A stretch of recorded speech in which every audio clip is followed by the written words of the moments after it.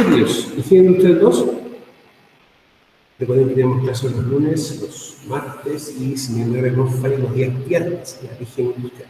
Recuerden que el requisito de higiene industrial 1 es, o sea, de higiene industrial 2 es haber aprobado higiene industrial 1. Ahora, lo primordial de higiene industrial en la unidad 1, que vamos a repasar los elementos más importantes de lo que corresponde a higiene industrial 1, ¿ya? Y también vamos a ampliar ciertos conceptos, ciertos elementos que hemos visto ya en la asignatura, para poder ir complementando. Vamos a trabajar, por ejemplo, en la unidad 2 y 3, bien orientado a lo que es la evaluación. ¿Ya? En la unidad 4 nos queda que hacer los protocolos MinSal. Ahora, con los protocolos MinSal voy a tratar de, vamos a tener una variación en el diseño de módulo, ¿ya? Para que ahí les voy a explicar por qué. Netamente vamos a tener que tener como carpetas independientes por cada protocolo, con la cantidad de información que se va a trabajar. Ahora, dos elementos importantes que siempre tener en mente es poder identificar bien los agentes de interés higiénico, o también conocidos como riesgos ambientales. Y hacer siempre la separación en químicos, físicos y biológicos. En lo ergonómico, recuerden que tenemos para eso la ergonomía, ya ellos van a trabajar directamente con ellos. O sea, vamos a tener metodologías diferentes de evaluación, por lo tanto, tenemos una unidad específica para que se lo ocupa su. Ahora, lo primordial siempre es, en primera instancia, poder identificarlos y luego reconocer qué tipo de agente químico, qué tipo de agente físico, qué tipo de agente biológico. Y eso tiene que ser siempre así, porque ya en agentes físicos vamos a tener una gama de agentes físicos. En químicos igual. Por lógica, si tengo agentes distintos, voy a tener metodologías y formas de evaluación distintas.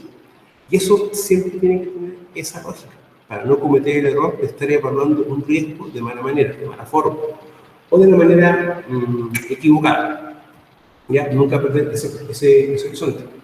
Ahora, los químicos, físicos y biológicos son tres independientes. Sin embargo, lo que podemos tener alguna característica del ambiente físico puede, de una forma u otra, trabajar o potenciar algún elemento de los agentes químicos, una de sus características. ¿Ya? Eso, chiquillos, no es solamente temas de evaluación, sino temas también de control de riesgos. ¿Ya?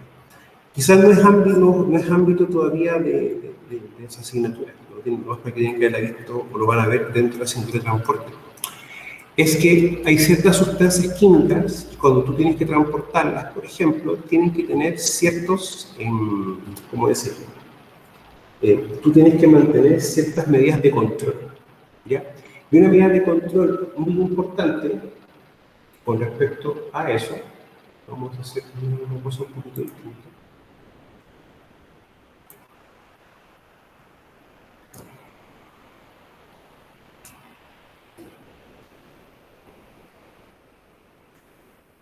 La temperatura, ¿ya? Y bien concreto. La temperatura, chiquillo, es un elemento que, para lo que es control de riesgo, es importante poder controlarla. O sea, ni muy frío ni muy calor. ¿Ya? Eso tiene bastante lógica. Una lógica es por lo que corresponde, por ejemplo, al ambiente térmico. No me recuerdo, chiquillo. Con ustedes hemos trabajado el concepto de ambiente térmico. ¿Alguien me puede corroborar aquello? No sé si sí o no.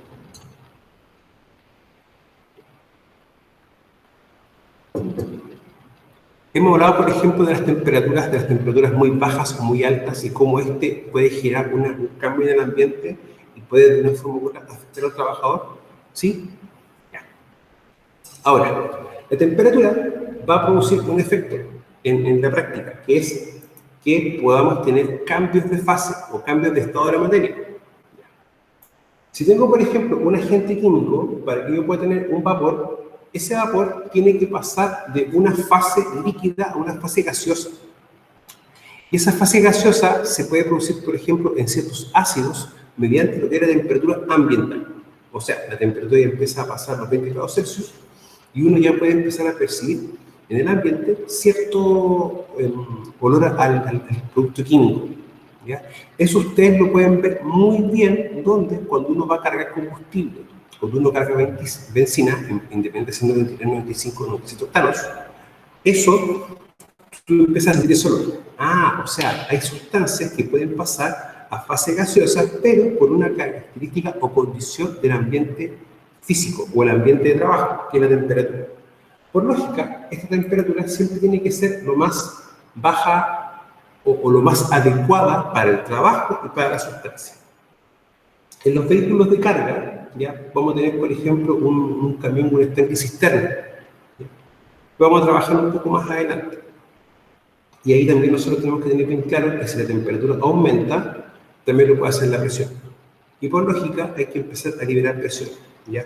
De que siempre el equilibrio de la temperatura va a jugar un factor importante, pero en la generación de ciertos riesgos, uno, y también como medida de control. ¿Ya? Vamos a hacer, a ver.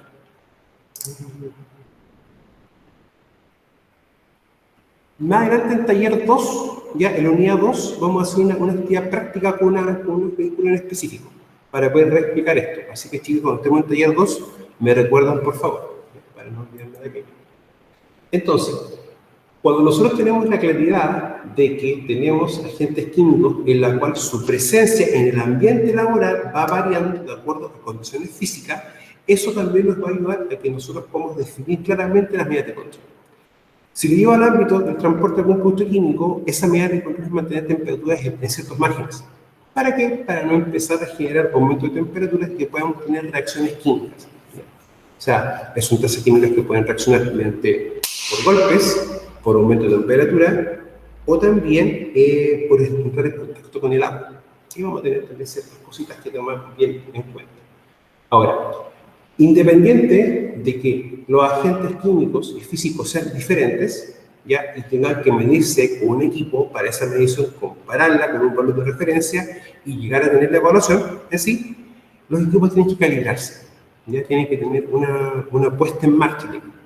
¿Ya? Pero eso es algo que vamos a conversarlo más adelante cuando empecemos a revisar y trabajar con distintos equipos, ¿ya? Para que realmente lo podamos tener bien en eje. Ahora, siempre identificar dónde está la fuente, ¿ya? Dónde se está generando algún tema con respecto a lo que es la generación de un peligro, un foco, ¿ya? Entendiendo que el riesgo va a ir naciendo cuando tenemos distintos trabajadores que están interactuando directamente con la fuente o están trabajando dentro de lo que es el ambiente de trabajo, ¿ya? Para poder tenerlo bien en cuenta. Entonces, yo identifico el agente, ¿ya? Luego especifico bien qué tipo de agente es, o sea, si un agente físico, ok, agente físico, pero ¿qué tipo? Ruido, vibración. Vamos haciendo la clasificación para poder de ir más adelante empezar a ver las distintas formas de poder hacer la evaluación, ¿ya? Ahora, esa es la parte como un poco más compleja en darnos cuenta de qué estamos haciendo, cuál es la característica del tributo del ambiente, y de ahí vamos a empezar a definir las evaluaciones. ¿Ya? Chicos, no son complejos, no son difíciles, ¿ya? Lo que sí hay que tener claridad en calibrar bien los equipos, en ver bien las unidades, definir el tiempo de medición y luego empezar a sacar los distintos valores que nosotros tengamos, ¿ya? Para poder empezar a hacer los trabajos que nos corresponden, para poder también tomarlo desde esa perspectiva. No olvidar que el riesgo es la interacción de la vía de exposición, el contaminante y el receptor, ¿ya? Ahora, el contaminante siempre hay que tener asociado el siguiente concepto, el concepto de la famosa dosis, ¿ya? Cuando yo veo el concepto de dosis digo, ok, la dosis siempre cuando va a estar asociada a un contaminante, ¿qué va a implicar? La concentración de este y el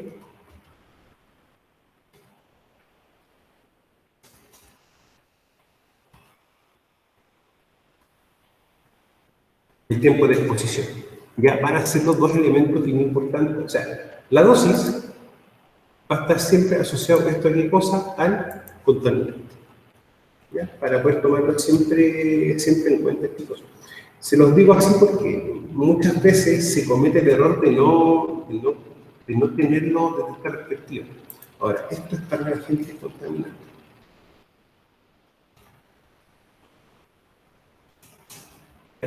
Ahora, concentración y tiempo de exposición.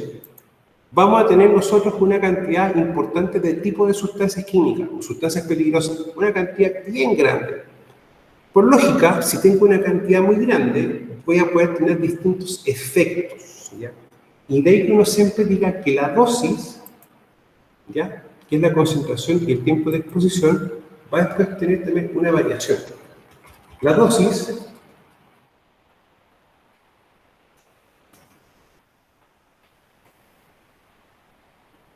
va a implicar algo dentro de esto. El efecto, ¿ya? O también, de hecho, si ustedes lo van más adelante, lo vamos a ver, vamos a tener un concepto. Dosis respuesta, ¿ya? Es importante tomarlo así, porque yo puedo estar, por ejemplo, a ver, tú puedes estar trabajando, por ejemplo, y tenés que lavarte las manos, desinfectarte las manos. Y quizás el alcohol que tú te puedes colocar no te va a producir nada, pero si quizás cambias la marca o uno más concentrado, vamos a tener ya un efecto en nuestra piel. O sea, voy a tener una dosis de la cual yo voy a estar expuesto y voy a tener una respuesta, ¿ya? Hay casos en el cual la dosis tiene que ser, es muy baja, es muy pequeña la concentración y el tiempo de exposición son segundos, y eso, de una forma u otra, puede ocasionar la muerte de las personas, ¿ya? O la muerte de un trabajador. Ahora, ¿alguien sabe, por ejemplo, un ejemplo para la redundancia de esto?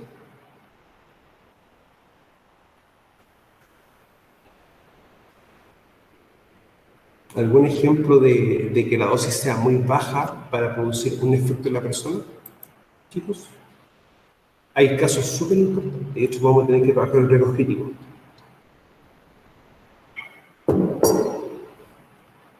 ¿Yo? No. Ojo. Esto lo estamos viendo desde esta perspectiva, desde la perspectiva de un agente químico, ¿ya? Lo que pasa, chiquillos, es que el contaminante puede ser físico, puede ser químico. El arsénico, ¿ya? Eso es uno. Pero el arsénico es como, hay que, a ver, las vías de ingreso, ¿no es cierto?, son 4. Digestiva, respiratoria, térmica y oral, ¿no es cierto? Ya. Cuando tú ves este concepto de acá, dosis-respuesta, y ves la concentración, chiquillo, va a estar siempre en una función bien, que es por ingesta.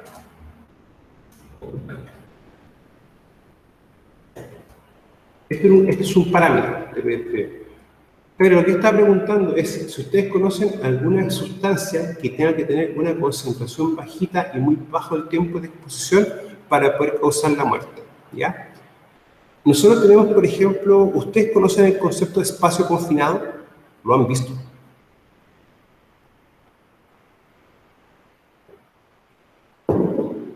¿Sí? Ya, espacio confinado, la entrada es la misma que la salida. Y cuando uno va por la calle, uno ve una infinidad de espacios confinados, una cantidad gigantesca. Ya, el azufre sí, puede ser. ¿Y qué espacio confinado, chiquillos, uno ve por la calle?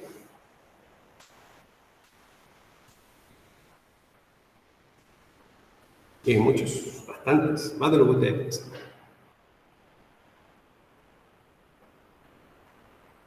El alcantarillado. Los alcantarillados son espacios confinados, porque tu entrada es tu misma que la salida, y tienes también un espacio reducido. Espacio confinado es una definición, y la otra definición también, o el complemento de la definición, es que el espacio físico cabe en 2 personas. Entonces, acá viene otra pregunta. ¿Ustedes han andado por ciertas calles de Vallenar, como por ejemplo Ramírez con Prat, a ciertas horas del día, y se siente en la calle un olor como a huevo podrido? ¿Sí? Ya. Ese gas tiene un nombre, que es el famoso anhídrido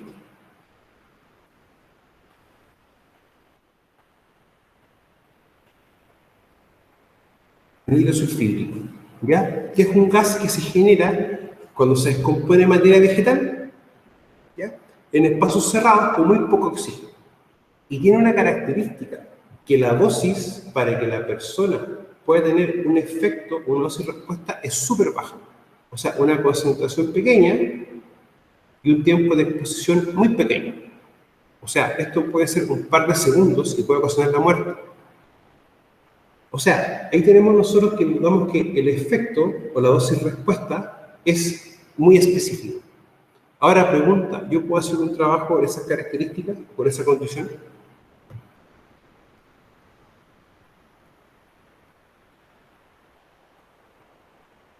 ¿Sí? Pero con los respectivos controles. O sea, si tengo sustancias tóxicas de que puede tener una dosis inhalatoria, ahí automáticamente, ¿qué debemos hacer nosotros? Equipo de respiración autónoma. Ahora, si no tenemos un equipo de respiración autónoma, lo que sí hay que hacer es medir gases. O sea, ver primero si la situación está apta para que la persona ingrese, uno, y dos, si eso es así, el tema es que la persona pueda ya ingresar. Pero si el equipo nos alerta que los niveles están aumentando, hay que sacar automáticamente a la persona. Sí, pero es que eso va a depender también del tipo de espacio confinado, porque espacio confinado hay una definición, pero los tipos de espacio confinado, ahí tenemos otro tema, porque eso sí que tenemos bastantes tipos, y más tipos de lo que ustedes piensan, ya para poder empezar a tomarlo en cuenta. Entonces, el riesgo va a depender del contaminante, y el contaminante, a su vez, implica ¿qué cosa? Concentración y tiempo de exposición. Por lo tanto, cada contaminante va a tener distintos tipos de dosis, ¿ya? O sea, para que una persona esté expuesto a algo, tiene que estar una concentración y un tiempo para que eso empiece a generar un efecto en la persona, ¿ya? Para poder también tomarlo en consideración. La vía de exposición es como la gente va a ingresar al cuerpo. 4 vías, 4 formas distintas de ingresar al cuerpo. Ahora, hay que también ser bien concreto. Ruido, quizás no te afecte por una vía, pero sí va a afectar el oído. Y vibraciones va a afectar al cuerpo completo, para poder también tomarlo en consideración. Y el receptor, que es la persona, ¿ya? Ahora, hay diferencias entre hombres y mujeres, ¿ya? Biológicamente hablando, hay diferencias entre jóvenes, entre viejos, hay diferencias en edad, peso, tamaño, etc. Y esos chiquillos va a empezar a generar un factor, que es la famosa susceptibilidad personal, ¿ya? ¿Hemos conversado, chiquillos, el concepto de susceptibilidad personal? ¿Lo hemos visto?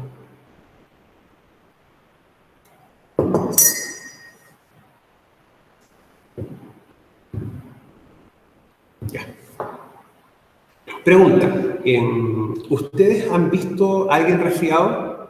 ¿O en su casa han visto varias personas resfriadas? ¿Y todos se resfrían igual? ¿De la misma forma? No, ¿no es cierto? O un caso más sencillo. Varios de ustedes se han vacunado, ¿ya? Y conocen personas de que les han vacunado y no les ha pasado absolutamente nada. Pero han visto otros casos de que los bota a la cama, les da fiebre, etc. ¿No es cierto? Y eso tiene una lógica. Es la famosa susceptibilidad personal. A mí me tiró en cama 2 días, con la primera dosis. Ahora mira, ¿por qué es importante esto? Porque la reacción que tenga una persona ante un agente contaminante no va a ser la misma de una persona a otra. O sea, es como el ejemplo, cuando uno se resfría, no todos nos resfriamos igual. Hay personas que tú les ves y están de lo más bien, otras personas para acá, ya, o están un par de días en cama. Eso es importante tomarlo en cuenta, chiquillos, porque no todas las personas van a reaccionar igual o van a tener el mismo efecto ante la interacción o la exposición a algo. ¿Ya? Por eso también es importante tomarlo en cuenta, que no todos van a reaccionar igual. Y eso a nosotros, ¿qué nos implica a nosotros? ¿O qué nos lleva a considerar eso a nosotros? ¿Ya? Un factor bien importante es el control o la medida de control. ¿Ya? O sea, cuando estemos viendo en salud ocupacional el tema de los exámenes preocupacionales, ocupacionales y todo eso, tenemos que ser bien concretos. A medida que va aumentando la edad de la persona y esta persona ha estado expuesta más tiempo a riesgo, la frecuencia o cuando yo le vaya a hacer los distintos exámenes se va a ir reduciendo en el tiempo.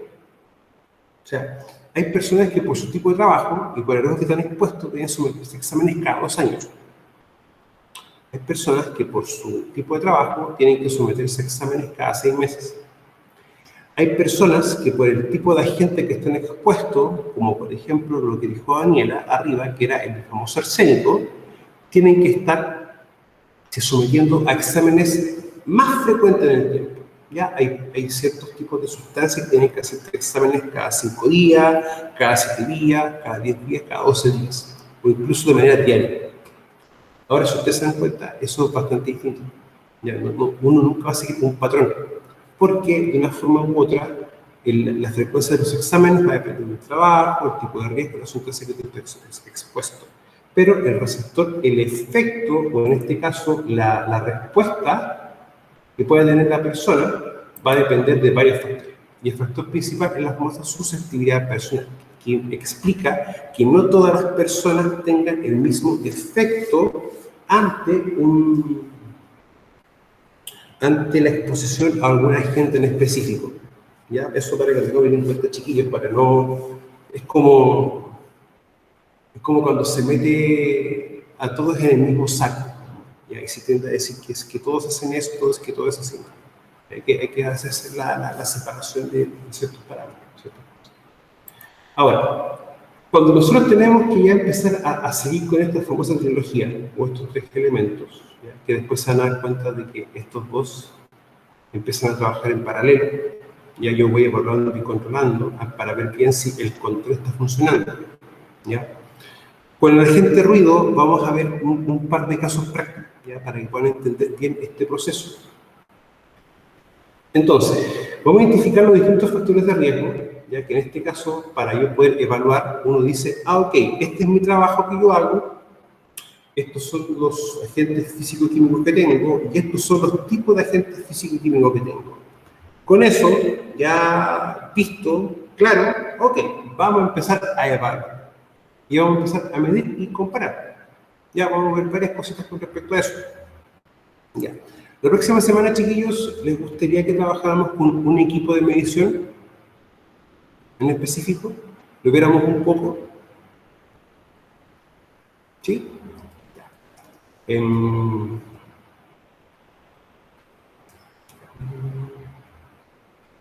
Vamos a trabajar con uno en específico. Vamos a trabajar con un luxómetro, ¿ya? Para poder medir luz. Únicamente con eso, ¿ya? Les voy a explicar cómo funciona, cómo es la unidad y cómo se compara. Pero bien sencillo, ¿ya? Y además, cuando tengamos la unidad 3, ya vamos a ver un poco más complejo, ¿ya? Pero me interesa que empecemos a conocer esos equipos, ¿ya? Para que lo tengamos bien en mente, ¿ya?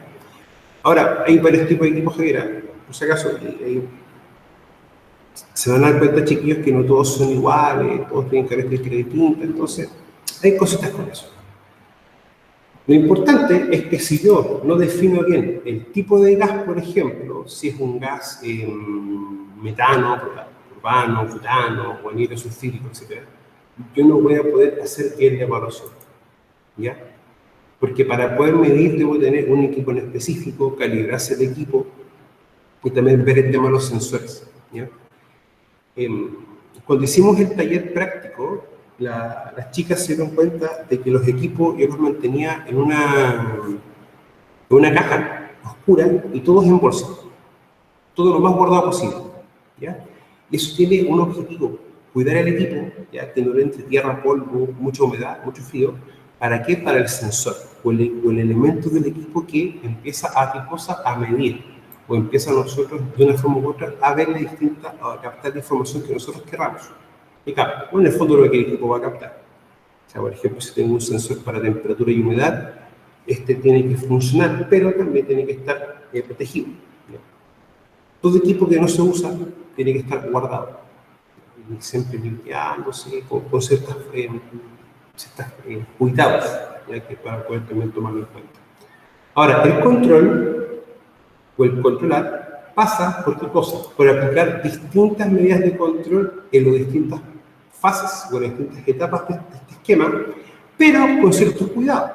O sea, La primera premisa es que yo no puedo aplicar ninguna medida de control en la cual me genere más riesgos.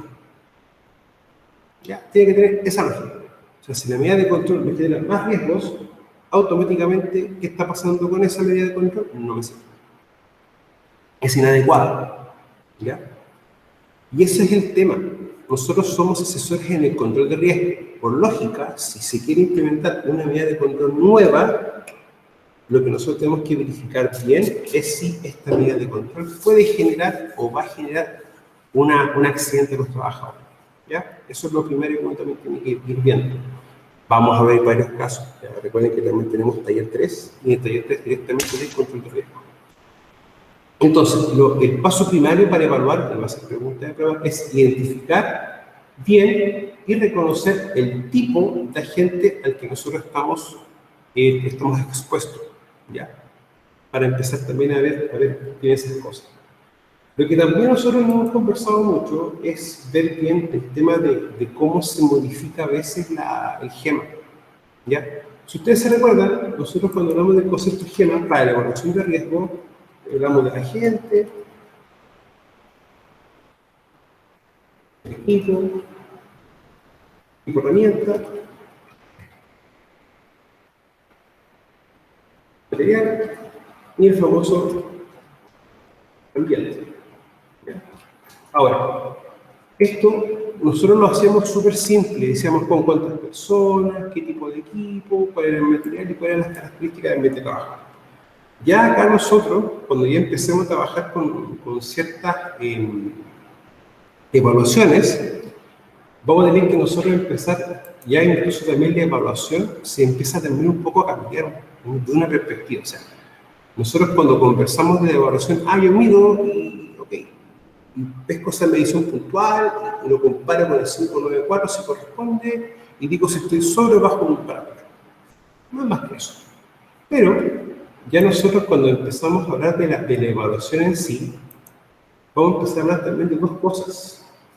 Una, cualitativa,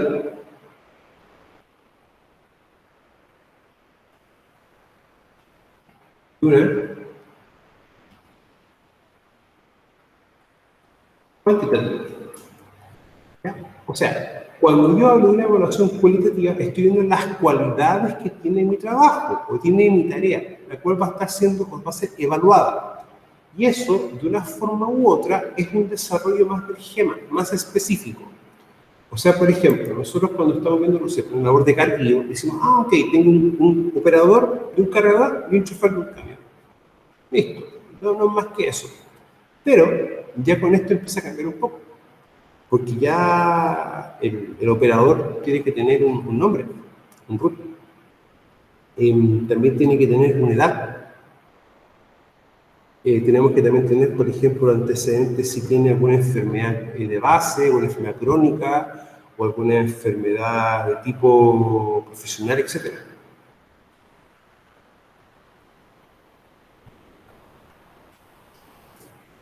A ver, Javiera, ¿te puedo responder esa pregunta en taller 2, la clase que tenemos a continuación? ¿Ya? Es que quiero explicártelo, pero con un ejemplo.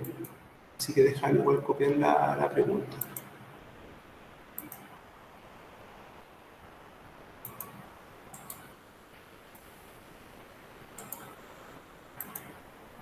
¿Ya? Para que lo podamos tener bien. Ya, pero te puedo anticipar algo. El control tú lo vas a aplicar a algún elemento del GEMA, ¿ya? Pero siempre y cuando el tema de la interacción. Ahora, primero tú para ver bien qué vas a controlar tienes que identificar tu peligro, o sea, ver lo que tú estás haciendo. Recuerda que peligro es foco, acto, situación, condición. Por lo tanto, hay que identificar ciertos parámetros de eso para poder llevarlo después a ver el tema de los riesgos. Recuerda, tú identificas el peligro y evalúas el riesgo. Nunca tienes que olvidar eso. El decir, voy a evaluar mi peligro, es como que ya hay un tema conceptual para tenerlo bien claro. ¿Ya?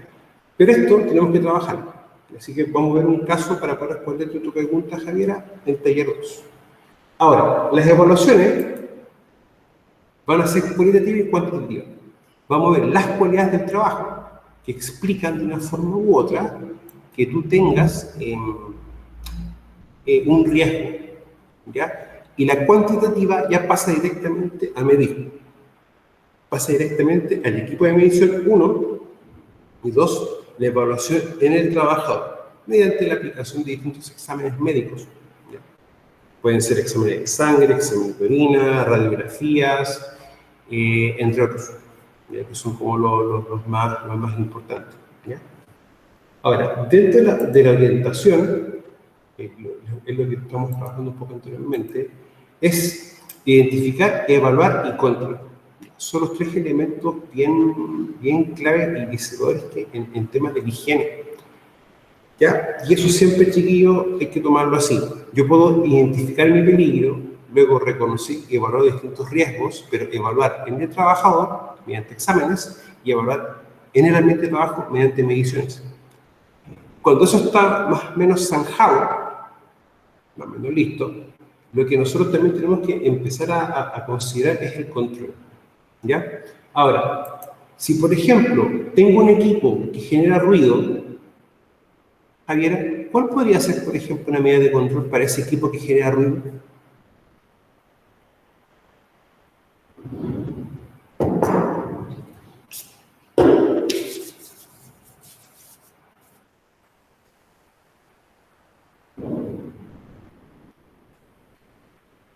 Javier.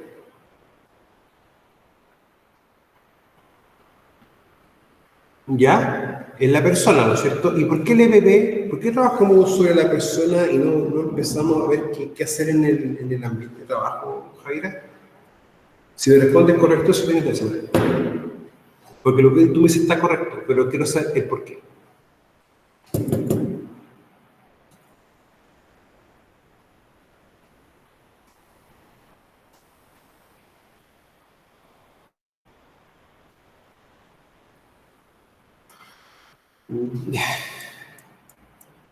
Ya, no me estáis respondiendo, Javier. Ya. Si yo tengo un riesgo y quiero ver bien cómo controlarlo en primera instancia, debo implementar primero que todo un EPP. Yo no puedo dejar al trabajador descubierto, sin protección, ¿ya? Porque muchas veces el implementar un control requiere trabajo, requiere ciertas cosas, ¿ya? Eso en primera instancia. Por eso el EPP es lo primero, ¿ya? Ahora, mientras yo estoy implementando controles, estoy haciendo mediciones y estoy viendo si funciona bien, ok, vamos a retirar el EPP, ¿ya? Pero es así, o sea, no tiene otra lógica.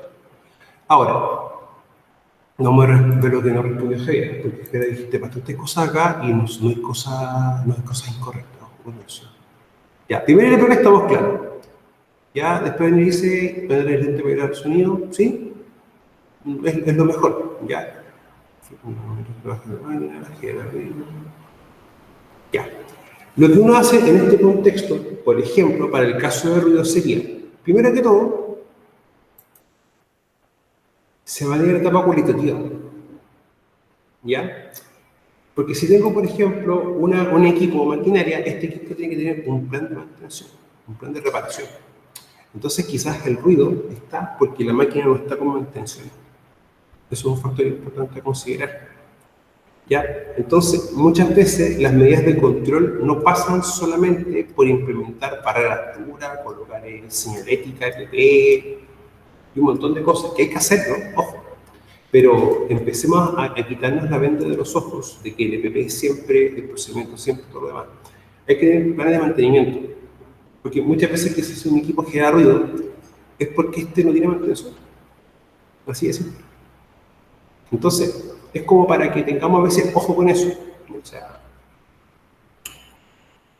se lo explico así porque muchas veces es como lo más inmediato. Es como, por ejemplo, oye, me duele la cabeza, tómate esto.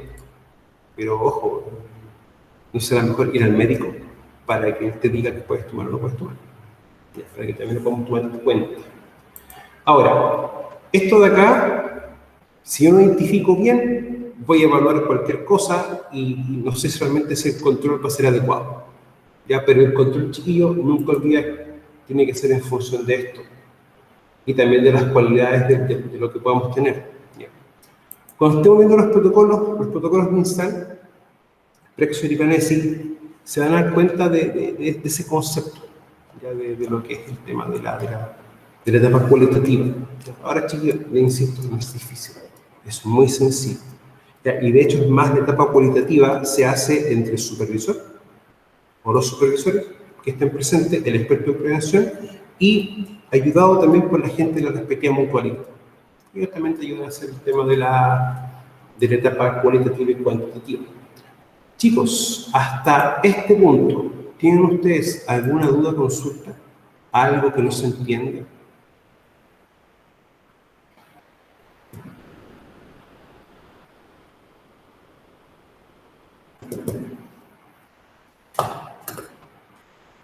Ya. De igual forma, chiquillos, vamos a desarrollar esto. ¿Ya? Vamos a desarrollar esto y... A ver, ¿qué otro elemento tenemos que tomar bien en cuenta?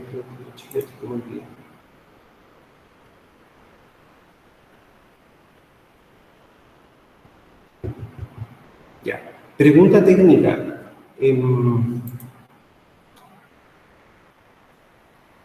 ¿Cómo se llama, chicos? Vamos a repasar igual forma estos dos elementos, ¿ya? Por si acaso, vamos a repasarlo a modo general, ¿ya? Antes de que empecemos a trabajar con la otra sección, que son con los límites de exposición, ¿ya? Por si acaso, para que tomemos bien en mente, o se me den cuenta. Se lo explico así porque muchas veces tenemos errores conceptuales acá, ¿ya? Estos dos acá. ¿Ya? Y recuerden siempre que el control viene dado para aplicar qué cosa, para aplicar la famosa jerarquía de controles. ¿Ya? Para que podamos tomar bien en cuenta eso. Ahora, la jerarquía de controles, chiquillos, sí, eso Javiera tiene súper lógica. Ya, te lo explico así. En el ámbito de seguridad, si el trabajo me puede ocasionar un accidente fatal o grave, ese trabajo se tiene que evaluar, ¿sí o no? Sí. Ahora te cambio la pregunta. Si el trabajo que yo estoy haciendo me genera una enfermedad profesional, ¿ese trabajo se tiene que evaluar?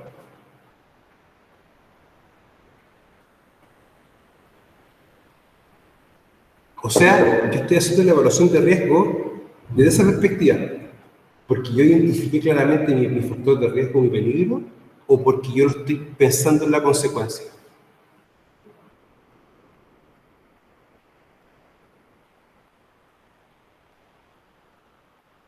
Yo estoy haciendo la evaluación de riesgo por la característica de mi peligro o porque tengo una consecuencia que puede ser un accidente fatal o grave o una enfermedad profesional.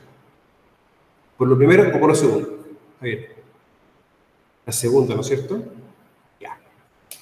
Buena jala. Está bien la respuesta. Ahora, miren, eso es importante. Muchas veces uno va como... A ver, lo que pasa es que uno muchas veces no va como... No piensa. Se lo digo en esta altura, mira, uno va como caballo de carrera o como caballo cochero y uno ve y hagamos esto. Pero uno no empieza a ver más allá de a veces. Entonces, cuando yo quiero evaluar riesgos, ya no solamente lo hago en base a veces a esto, sino que lo hago en base a qué cosa, a un accidente fatal o un accidente grave. Si yo lo veo desde la legislación, yo en el fondo estoy haciendo una evaluación de riesgo por la consecuencia de la ocurrencia de un accidente. Ahora, hay algo que ustedes tienen que tener súper claro. Si la consecuencia de mi trabajo es accidente fatal o grave, ¿ya? Y ocurre un accidente, pero que nazca por eso, automáticamente me van a pedir siempre la famosa evaluación de riesgo. Y esos chicos no tienen ni doble ni triple lectura, automáticamente. ¿Ya?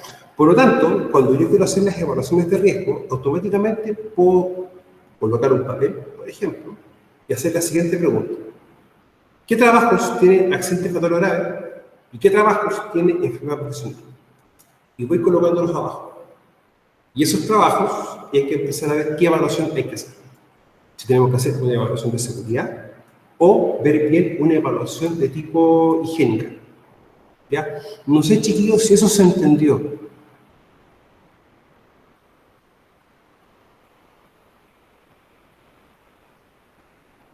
¿Y los demás chiquillos?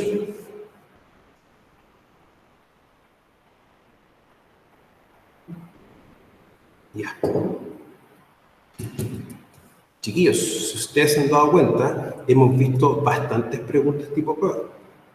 Ya, por si acaso, para que lo tengan también bien en mente.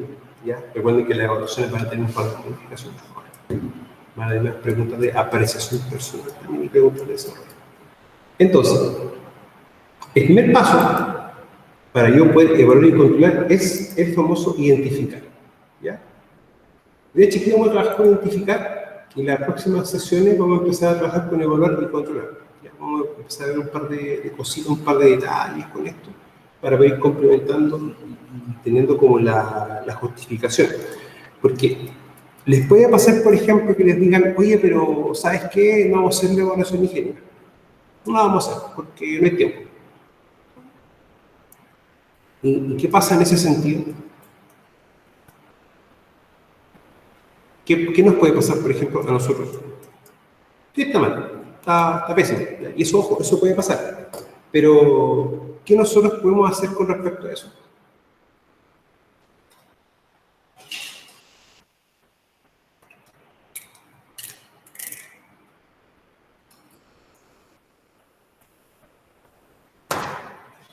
¿Como prevencionista? ¿O como experto en prevención? No sé, lo que pasa es que no es de mala onda, pero prevencionista está muy mal dicho. Prevencionista es la persona que en sí hace la seguridad. Y es en ese aspecto del trabajador, por eso que cada trabajo se vuelve prevencionista. Ya. Le hago la siguiente pregunta. Nosotros somos asesores, ¿no es cierto? Por lógica, el que se haga una evaluación de riesgo, ¿depende de quién? ¿De nosotros o del dueño de la empresa y empleador?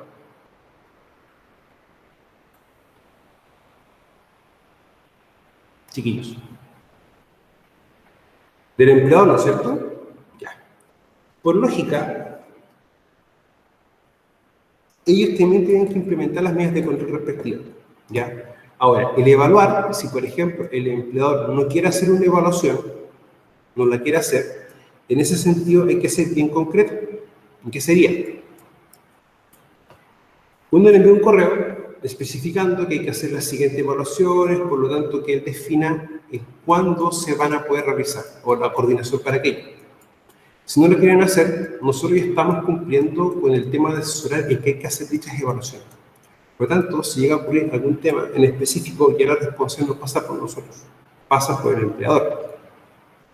Eso es que deben tener claro, chiquillos. O sea, el empleador en el fondo es el que dice, ya, ¿sabes qué? Démosle o no le demos nada.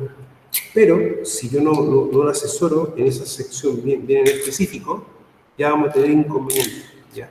Recuerden que los distintos circulares o los distintos comentarios que hace la superintendencia con respecto a nuestra labor, es eso, que nosotros asesoramos, explicamos qué hay que hacer. El que toma la decisión al fin y al cabo es el empleador.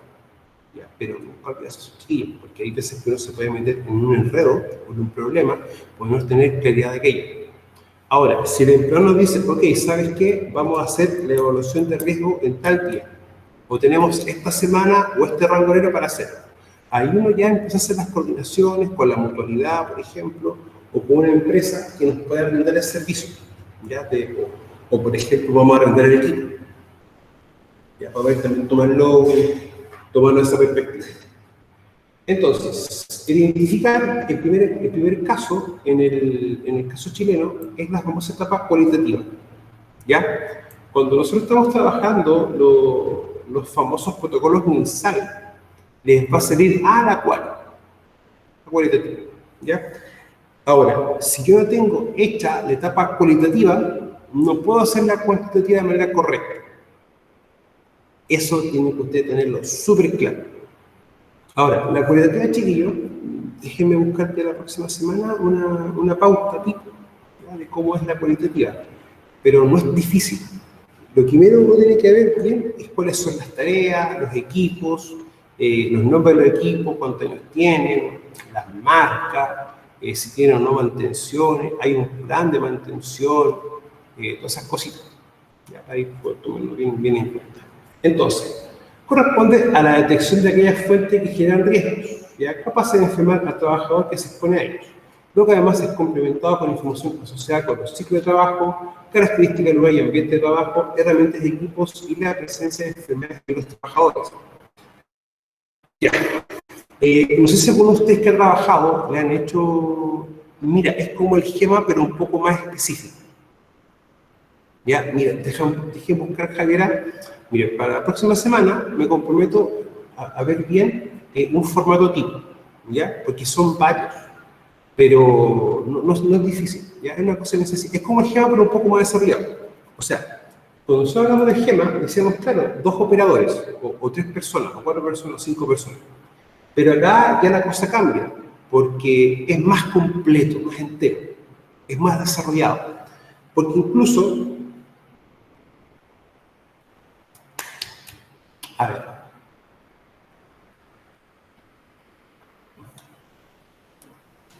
incluso uno tiene que tener claro hasta el cargo de la persona.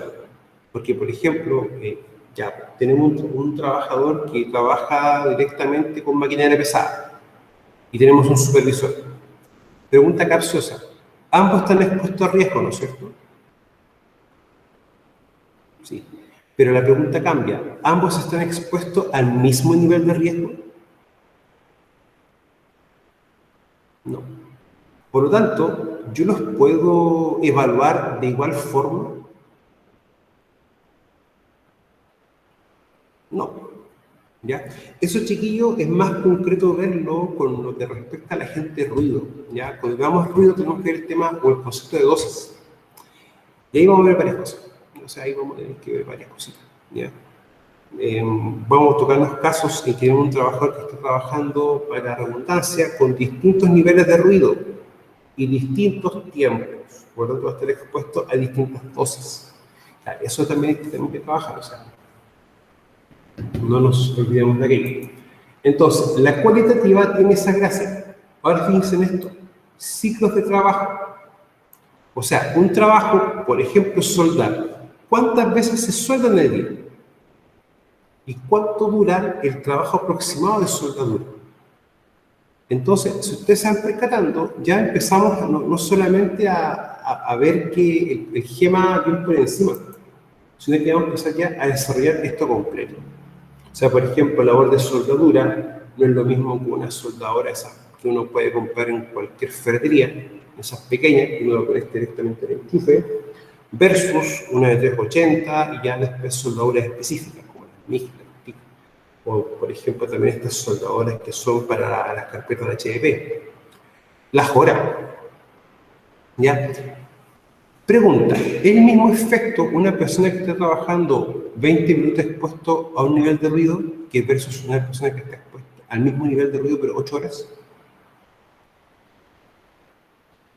No, no tenemos lo mismo, para nada. Ese es el punto, chiquillos. Pero para que nosotros lleguemos a ese punto, hay que empezar a desarrollar varias cositas. O sea, ya la etapa de identificación es mucho más amplia. Quizás cuando nosotros vemos el GEMA simple me puede servir, por ejemplo, para seguridad industrial, para evaluar los riesgos de seguridad. Sí.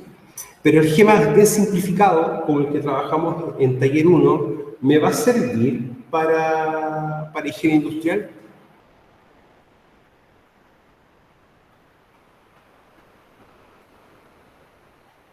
¿Javiera?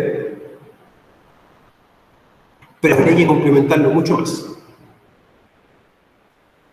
¿Ya?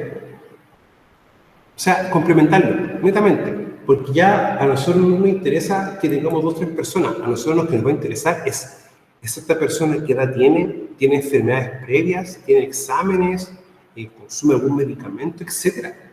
Entonces, ya acá a nosotros nos va a interesar el GEMA, pero no solamente 2 o 3 personas o el cargo, más desarrollado, más en profundo, un desarrollo mejor de lo que nosotros tenemos, ya para poder tomarlo en cuenta.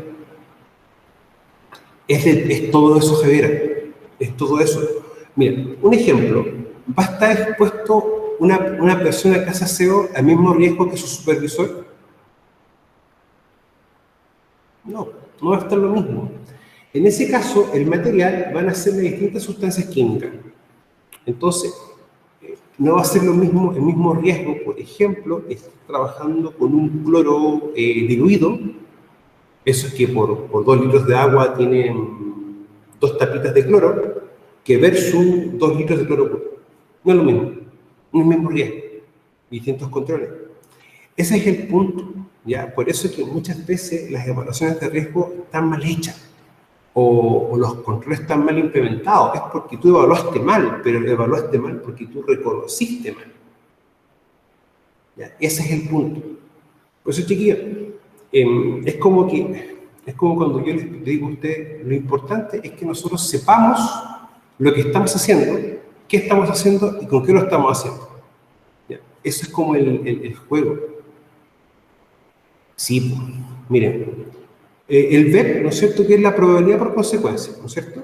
¿Qué tan probable es que pase algo y cuál es la consecuencia de eso? A mí me tocó ver ruido evaluado con un BEP, o exposiciones, por ejemplo, a ambiente húmedo con un BEP, o un riesgo de explosión con un BEP. Eso está incorrecto, está mal, porque son riesgos distintos, evaluaciones distintas, para que también lo podamos tomar en consideración. ¿Ya? Y ahí varios temas, o sea, incluso es como, por ejemplo, hasta con las medidas de control. ¿Ya? Las medidas de control, por ejemplo, el tema de los guantes. Eso, chiquillo, claro, uno dice, ok, tengo que utilizar un guante específicamente, porque, por ejemplo, puedo estar expuesto a una sustancia química. Ya, ok, eso es válido, no tiene discusión. Pero los guantes de látex tienen adentro un material, un polvillo que es como un talco, para absorber humedad. Y va a empezar a pasar un fenómeno que nos vamos a dar cuenta de que los guantes van a empezar a generar distintos efectos en los trabajadores. O sea, hay trabajadores que después de sacarse los guantes, ustedes van a ver que tienen unas pequeñas manchitas o tienen cierta zona de la mano roja. Entonces, eso está en el fondo generando una dermatitis por contacto. Una dermatitis porque tu mano está expuesta a un elemento que en la reacción con la piel va a generar un tema. Entonces, ¿qué va a pasar? En ese sentido, tengo receptor, tengo un tema con la susceptibilidad personal, que la persona va a generar una reacción tópica, una reacción alérgica a su piel. Por lo tanto, ese tipo de guante a la persona no le sirve ni colocar otro tipo de guante. Que en el fondo cumpla el objetivo, pero tenga que tener esa característica que no le genere una reacción a su piel. No sé, chicos, si eso se entendió. Por favor, me pueden decir si se entendió o no. ¿Sí? Lo otro importante es a veces también el tema de los guantes. ¿Ya? Me explico. Hay labores que necesitamos, ¿no es cierto?, que las manos tengan mayor sensibilidad y el agarre sea mucho más perfecto. Pero tenemos un pero. O sea, no es que uno busque siempre el pero. Es que quizás estamos trabajando con alguna sustancia que sea un poco compleja. ¿Ya?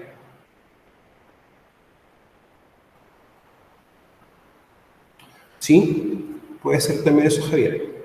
Ahora, ¿por qué voy a ese caso?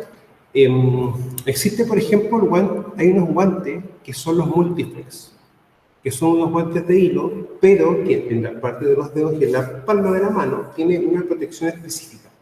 Y eso viene para cada tipo de sustancias. Por lo tanto, muchas veces, el trabajar con un guante equivocado o un guante demasiado grueso va a generar pérdida de sensibilidad de la mano y eso va a generar cosas que nosotros estemos trabajando de mala manera o quizás no con el elemento apropiado. Y eso también puede generar un accidente. Por lo tanto, muchas veces hay que empezar también a ver el tipo de guante, que ese guante tenga la protección adecuada para el tipo de agente y darle ese guante al trabajador. Ahora, los guantes chicos también los venden por tallas, por si acaso, y por números. ¿Ya? Hay una marca muy buena, que el guante no es tan barato, pero cumple el efecto. Ahora, utilizar un elemento de protección personal inadecuado o de mala manera, ¿es un peligro o un riesgo?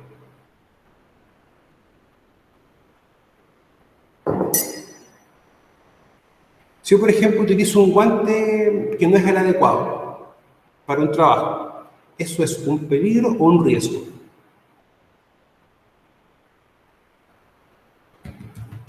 ¿no es cierto? Porque es un acto que tú estás cometiendo. Y si una persona lo ve desde afuera, está viendo una situación. Por lógica también es un peligro, ¿ya? Ahora, ese peligro me puede generar un riesgo a la persona.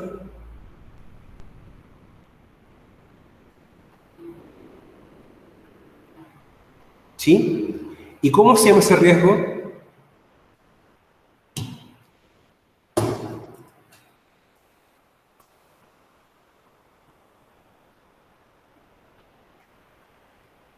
Adquirido, ¿no es cierto? Ya. Ya, chiquillos, se han dado cuenta de que lo que hemos estado trabajando tiene lógica, ya, y hemos estado trabajando varias cosas y varias ideas. Ya, eso es lo importante, chiquillos. Vamos a empezar a hacer estos ejercicios para empezar a repasar toda la materia que hemos visto. Ahora, siempre la etapa cualitativa corresponde identificar y es la etapa primaria. Si yo no identifico bien los distintos elementos, automáticamente la evaluación que yo vaya a hacer va a ser inadecuada y también el control de riesgo no va a ser el correcto. Eso es lo que nosotros tenemos que siempre evitar. Ya, hacer bien el trabajo para que nosotros podamos tener bien las distintas evaluaciones. Ahora, hoy día vamos a trabajar hasta lo que es identificar, ¿ya? La próxima sesión vamos a empezar a trabajar estos dos conceptos, de hablar y controlar, y vamos a repasar un poco, chiquillos, las vías de ingreso, ¿ya? Para poder también tomarlo en consideración. Ahora, el identificar quizás va a ser como transversal. ¿Para qué cosa? Para estos tres tipos de agentes biológicos, físico y químicos, o agente interigénico. Pero donde tenemos nosotros la piedra o el punto de quiebre es en el evaluar.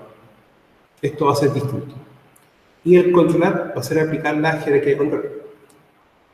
Pero eso también tenemos que trabajar. Ahora, vías de ingreso. ¿Por qué nos interesa, chiquillos, no solo las vías de ingreso? ¿Por qué es importante las vías de ingreso? ¿Qué me puede decir? Por favor.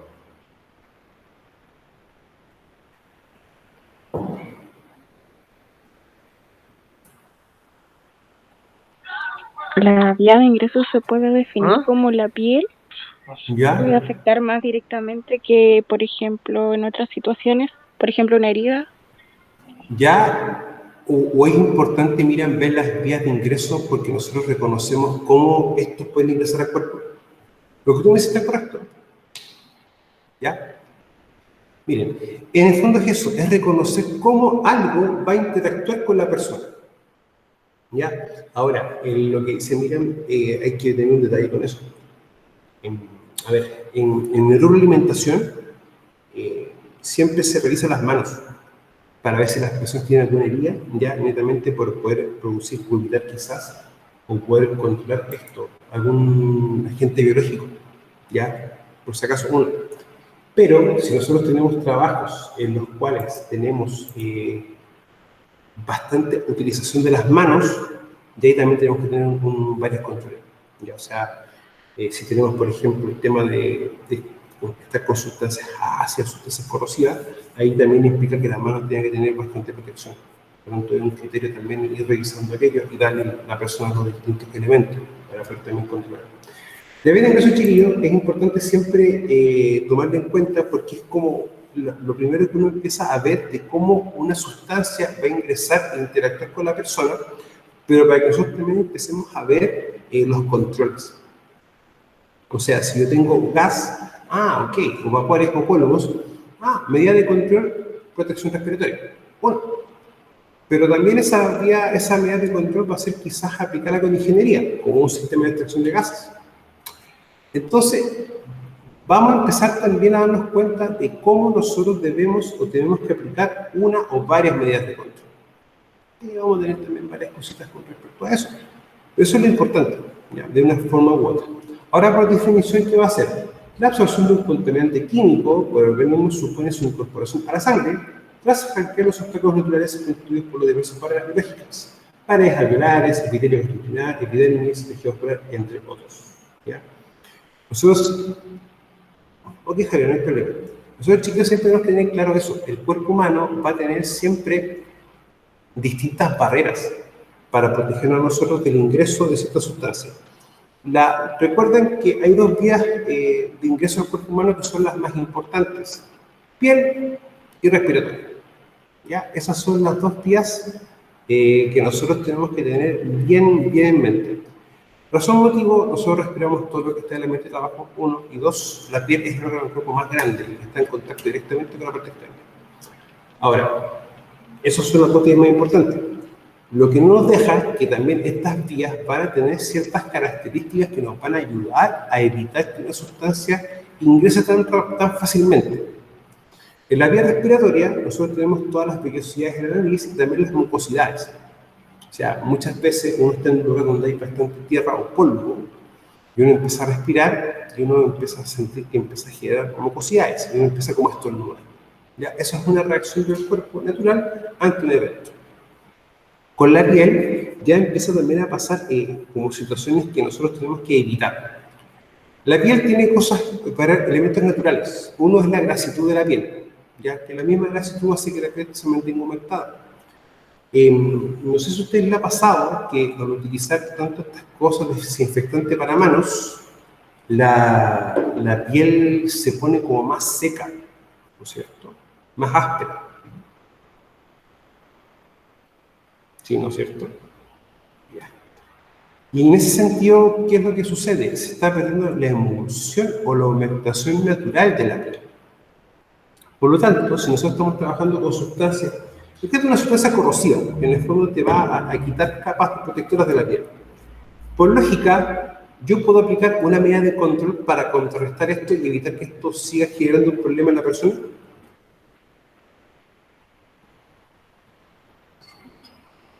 ¿Sí? ¿No es cierto? Y algo súper sencillo, una crema humectante, por ejemplo, o un aceite emulsionado, que va en el fondo a tratar de proteger la piel. ¿Ya? Ahora, esto hay que entenderlo, porque muchas veces el utilizar ciertas medidas de control van a generar lesiones o daño en las personas. Ahora, con la piel también vamos a tener un tema, agentes físicos, ¿ya? ¿Y cuál es el tema? Que cuando hay calor, hay temperatura, hay humedad, automáticamente eso empieza a generar irritaciones en la piel. Y también va a favorecer que la piel pueda ingresar sustancias a ella más rápidamente o más fácilmente, ¿ya? Por eso hay ciertas sustancias que cuando tú quieres ver sus características o propiedades, te va a decir, oye, acá tenemos una dosis letal asociada a ingesta y asociada a la parte cutánea. Chiquillos, consulta. ¿Hemos visto el concepto de las LD o las dosis letales? Sí.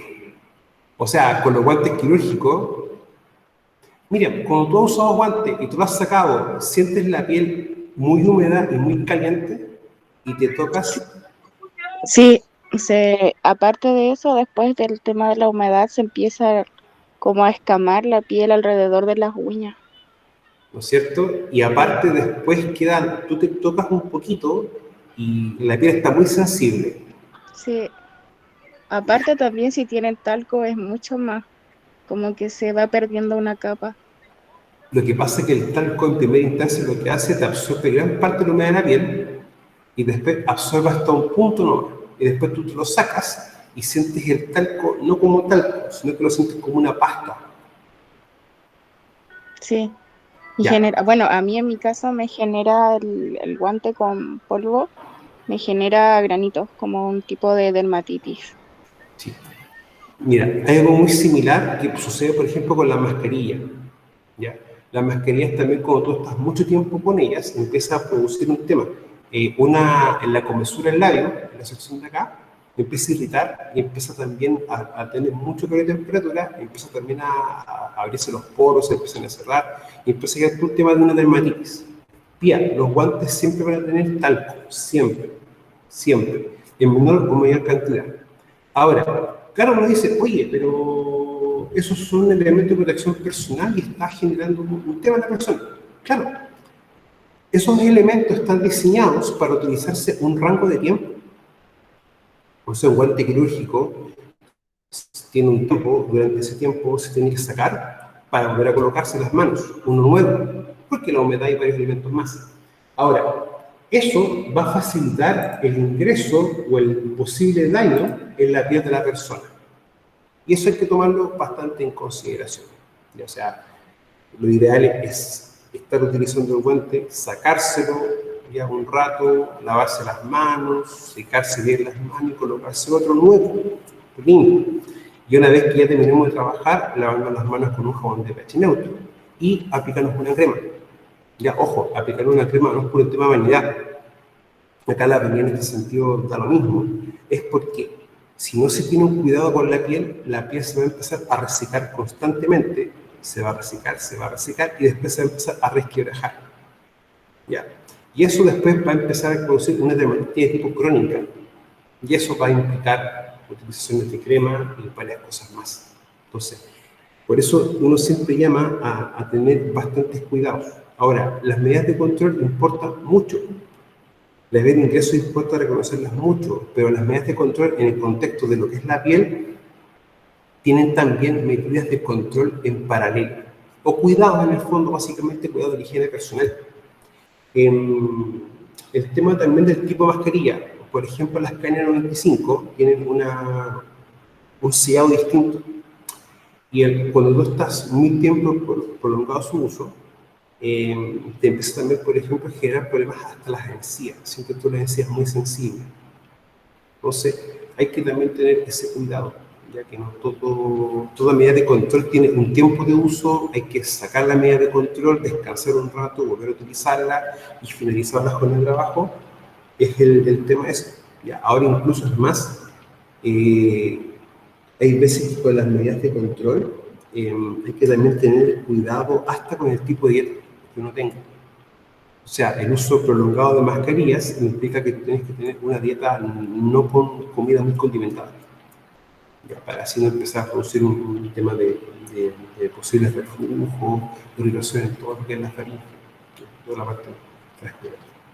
Chiquillos, vamos a dejar de compartir y de grabar.